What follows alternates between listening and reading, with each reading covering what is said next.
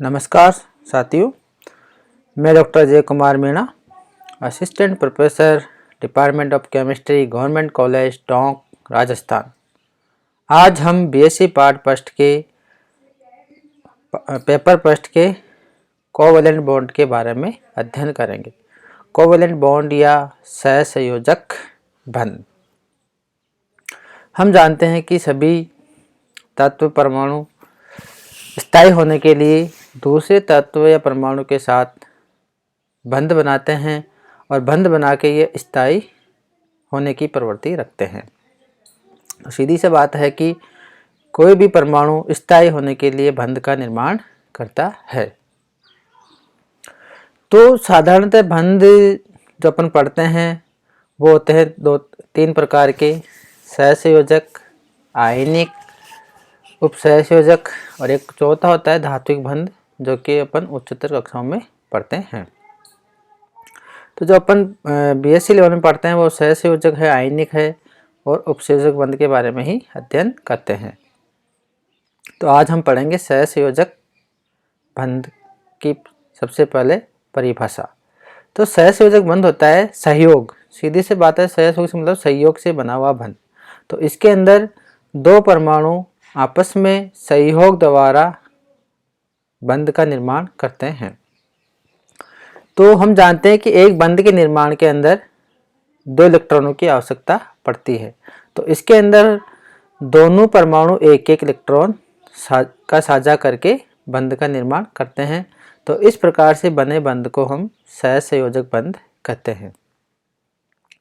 तो सहसंयोजक बंध की साधारण परिभाषा हो जाएगी: दो परमाणु के मध्य साझे के इलेक्ट्रॉनों का वह जोड़ा जिस पर दोनों परमाणु का समान अधिकार हो, अर्थात जिसके द्वारा दोनों परमाणु परस्पर बंधे हुए हो, सहसंयोजक बंध कहलाता है। इसे डैश से प्रदर्शित किया जाता है। तो दो परमाणु के मध्य, जैसे यहाँ पे अपन ले रहे हैं H2 की संरचना या H2 अणु की संरचना, तो यहाँ दो परमाणु हो गए HH। इन दोनों के मध्य जो साझे का इलेक्ट्रॉन का वह जोड़ा जिस पर दोनों परमाणु का समान अधिकार हो और जिसके द्वारा दोनों परमाणु परस्पर बंधे हो, तो ऐसे बंध को हम कहते हैं सहसंयोजक बंध। तो यहाँ H2 की संरचना दे रखी है, दोनों H के मध्य देखो एक एक इलेक्ट्रॉन दर्शा रखा है और सहसंयोजक बंध को दर्शा रखा है। इस तरह सहसंयोजक बंध का निर्माण होता है। फिर उसके बाद में पढ़ते हैं सहसंयोजक बंध का लुईस सिद्धांत। लुईस ने सहसंयोजक बंध के बारे में एक सिद्धांत दिया जिसको लुईस सिद्धांत भी कहते हैं या जाना जाता है। तो इस सिद्धांत के अनुसार लुईस ने कहा कि कोई भी परमाणु अपना अष्टक पूर्ण करने के लिए बंध का निर्माण करता है। तो अष्टक पूर्ण करने के लिए या तो परमाणु इलेक्ट्रॉन त्यागता है या फिर ग्रहण करता है। अब यहाँ पे जो सहसंयोजक बंध है इसके अंतर्गत दोनों साझे के इलेक्ट्रॉनों के द्वारा अपने अष्टक को पूर्ण करते हैं।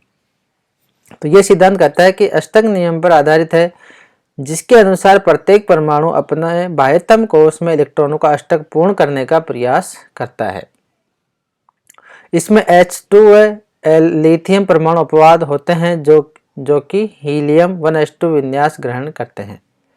तो अष्टक नियम के अनुसार प्रत्येक परमाणु अपने बाह्यतम कोश में इलेक्ट्रॉनों का अष्टक पूर्ण करने का प्रयास करते हैं।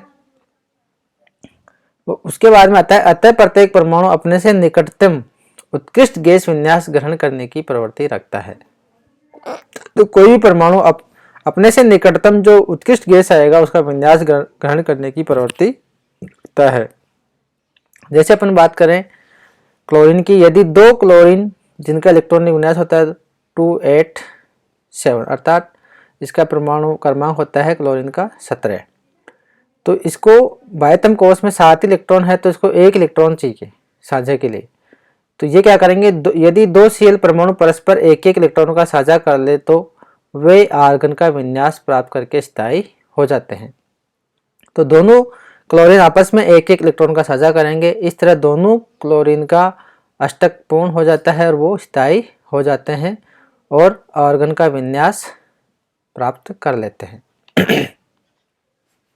देखिए यहाँ पे जो दे रखा है, क्लोरीन है, एक के इलेक्ट्रॉनों को हमने डॉट से दर्शा रखा है, तो इसके बाह्यतम कोश में 7 इलेक्ट्रॉन है, और दूसरा क्लोरीन है उसके बाह्यतम कोश में भी 7 इलेक्ट्रॉन है, लेकिन उसको हमने यहाँ पे क्रॉस से दर्शा रखा है, एक्स से। तो साथ साथ है, तो दोनों साझा के द्वारा एक इलेक्ट्रॉन एक दूसरे को देंगे और अपना अष्टक पूर्ण कर लेंगे और दोनों के मध्य सहसंयोजक बंध का निर्माण होगा। इस तरह Cl2 का निर्माण होता है जिसके अंतर्गत सहसंयोजक बंध होता है। तो परमाणु 2 या अथवा 3 इलेक्ट्रॉन की पूर्ति भी साझे द्वारा कर सकता है। तो यहाँ पे देखो, तो परमाणु 2 एक तो करता ही है, उसके अलावा 2 भी कर सकता है, 3 इलेक्ट्रॉन की भी पूर्ति साझे द्वारा कर सकता है। उस स्थिति में उनके मध्य 2 सहसंयोजक बंध, यदि 2 इलेक्ट्रॉन को साझा करता है तो 2 सहसंयोजक बंध बनेंगे, और यदि, जिसको अपन द्विबंधी बोलते हैं, और यदि 3 इलेक्ट्रॉनों का साझा करता है तो 3 सहसंयोजक बंध बनता है जिसको अपन बोलते हैं त्रिबंध बनते हैं। इस प्रकार वो अपने अष्टक का पूर्ण करने के लिए 1 इलेक्ट्रॉन, 2 इलेक्ट्रॉन या 3 इलेक्ट्रॉनों का साझा कर सकता है और अपना अष्टक पूर्ण कर लेता है और अगले उत्कृष्ट गैस का विन्यास धारण कर लेता है। जैसे अपन बात कर रहे हैं O2 की, तो O2 के बाह्यतम कोश में 6 इलेक्ट्रॉन है, तो इसको अपना अष्टक पूर्ण करने के लिए टोटल 2 इलेक्ट्रॉनों की आवश्यकता पड़ेगी। तो इसलिए O2 के निर्माण में दोनों ऑक्सीजन 2-2 इलेक्ट्रॉनों को साझा करके बंध बनाते हैं लुईस सिद्धांत के अनुसार। तो यहाँ पे अपन ने एक ऑक्सीजन को जो इलेक्ट्रॉन है 6 को उनको डॉट से दर्शा रखा है, दूसरे ऑक्सीजन के इलेक्ट्रॉन 6 उसको अपन ने क्रॉस से दर्शा रखा है। तो ये दोनों आपस में 2-2 इलेक्ट्रॉनों का साझा करेंगे और द्विबंध का निर्माण करते हैं। इस तरह O2 का निर्माण होता है। फिर अपन नेक्स्ट देखते हैं नाइट्रोजन है, उसके बाह्यतम कोश में 5 ही इलेक्ट्रॉन है, तो इसको अपना अष्टक पूर्ण करने के लिए टोटल 3 इलेक्ट्रॉनों की आवश्यकता पड़ती है।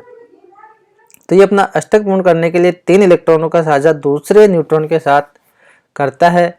इस तरह ये भी त्रिबंध का निर्माण करता है। जैसे कि नाइट्रोजन को दर्शा रखा है, एक नाइट्रोजन को हमने वही डॉट से दिखाया है, 5 इलेक्ट्रॉन है, तो यहाँ पे 3 को अलग दिखाया और 2 को एक साथ दिखाया है।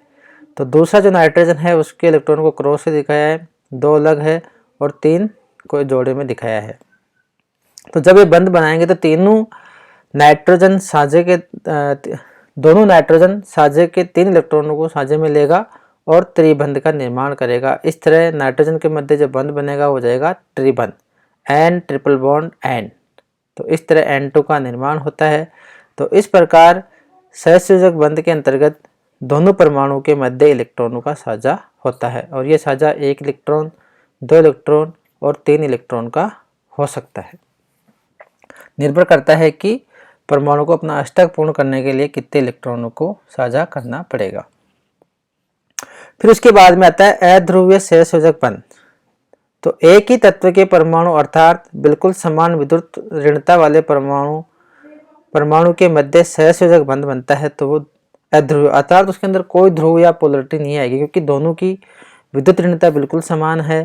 तो इस वजह से जो बंध के जो इलेक्ट्रॉन है वो बिल्कुल मध्य में स्थापित होंगे और अणु के ऊपर प्लस और माइनस का कोई चार्ज नहीं आएगा, तो वो ध्रुवीय नहीं होगा। तो इसलिए इस प्रकार के जो बंध होता है उसको हम बोलते हैं अध्रुवीय सहसंयोजक बंध, जैसे कि N2, O2, H2 और F2।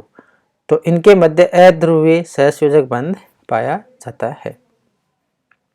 फिर होता है ध्रुवीय सहसंयोजक बंध। जब अलग अलग तत्वों के परमाणु जिनकी विद्युत ऋणता में कम अंतर हो उनमें भी इस प्रकार का साझा हो तो सहसंयोजक बंध बनते हैं, लेकिन थोड़ी बहुत पोलरता या ध्रुवता आ जाती है। तो इस प्रकार का जो ध्रुवीय सहसंयोजक बंध होता है वो ऐसे तत्वों में पाया जाता है जिनके विद्युत ऋणता अलग अलग हो और तत्व भी अलग अलग हो। तो यहाँ पे देखो HF है, दोनों के मध्य विद्युत ऋणता में अंतर है। इसी तरह H2 का है, NH3 है, CH3Cl है। तो इन सब में सहसंयोजक बंध है लेकिन वो थोड़ा बहुत ध्रुवीय होता है, तो इस वजह से उनके ध्रुव में पोलरता या ध्रुवता आ जाती है। तो इस तरह के जो बंध बनते हैं उसको अपन बोलते हैं ध्रुवीय सहसंयोजक बंध। फिर आता है लुईस सिद्धांत की सीमाएं। तो लुईस सिद्धांत था जो कि अष्टक पर निर्भर करता था, अर्थात प्रत्येक परमाणु अष्टक पूर्ण करने के लिए इलेक्ट्रॉनों का साझा करता है। तो देखते हैं फिर उसके आगे क्या क्या कमियां इसमें। पहली है BeCl2 व BF3 के बाह्यतम कोश में क्रमशः 4 व 6 इलेक्ट्रॉन ही है, इनका अष्टक अपूर्ण होता है, फिर भी ये अस्थायी है। इसकी व्याख्या लुईस सिद्धांत के द्वारा नहीं की जा सकती। तो इसमें एक सबसे बड़ी कमी क्या है, BeCl2 BF3 का निर्माण होता है, क्यों होता है, तो इसका कारण भी लुईस सिद्धांत के द्वारा नहीं दिया जा सकता। दूसरा जो कारण है लुईस सिद्धांत की सीमाओं में, जो दूसरा जो कमी है वो है PCl5 और SF6 के बाह्यतम कोश में क्रमशः 10 व 12 इलेक्ट्रॉन है, इनमें अष्टक का प्रसार होता है। तो ऐसा क्यों हो रहा है, इसका भी कारण लुईस सिद्धांत के अष्टक के आधार पर नहीं किया जा सकता। तो ये कुछ लुईस सिद्धांत था और सहसंयोजक बंध की परिभाषाएं थी। तो इसके आगे हम सहसंयोजक बंध से संबंधित अन्य टॉपिक्स के बारे में अध्ययन करेंगे। धन्यवाद।